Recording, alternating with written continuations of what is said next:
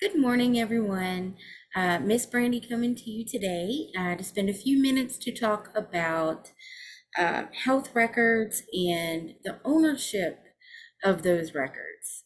And you might automatically think that, well, of course, it's the patient's information, so they own the record. Well, technically, that is not the case. The health record is actually owned by the person who creates it. And that's whatever practice or doctor that the patient is seeing at that time that's putting that information together. Okay.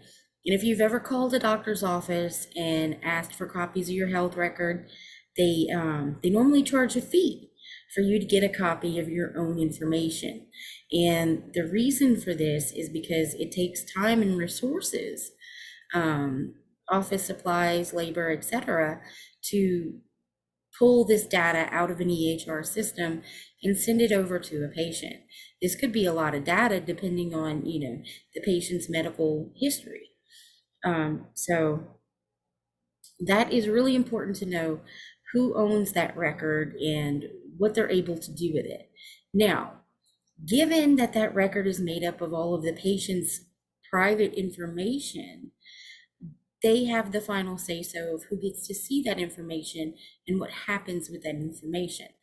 The doctor's office cannot just send it over to another office. They have to have a release from that patient to send that information. So while the doctor's office technically owns the record, the patient gets to decide what happens with their information. Okay. And this is kind of important, just to give you guys an example. I have seen, and you guys will come across, especially if you pick up a billing specialist position in an office somewhere, you may have a scenario come up like this. I had a patient, an underage minor, who was they were in a co-parenting situation. One parent had custody of the child, but the other parent provided medical coverage and paid all the medical bills. Um, the parent that had the medical coverage called our office and wanted copies of the patient's records for, I don't know, tax purposes, something. They required some records and documentation. Well, we couldn't give it to him. I mean, number one, we needed a signed release from the minor's custodian, from the person who had custody of that minor, to release that information to the other parent, regardless, of the fact that he paid the bills and it was his insurance, and it didn't matter. It didn't matter. It's still that patient's protected health information, and you cannot give it to anyone, even a parent, even a guarantor, if you don't have release to do so. So had we given that information, we would have, number one, we would have violated HIPAA.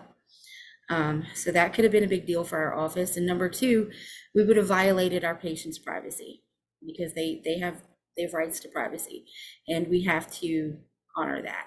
That's part of our job, is knowing what those rights are and then sticking to them. Okay. So I hope this guys helps this I'm sorry. I hope this video helps you guys understand a little bit more about the ownership of health records and how it applies to us. And as always, you guys have a great day, and thank you so much for your time.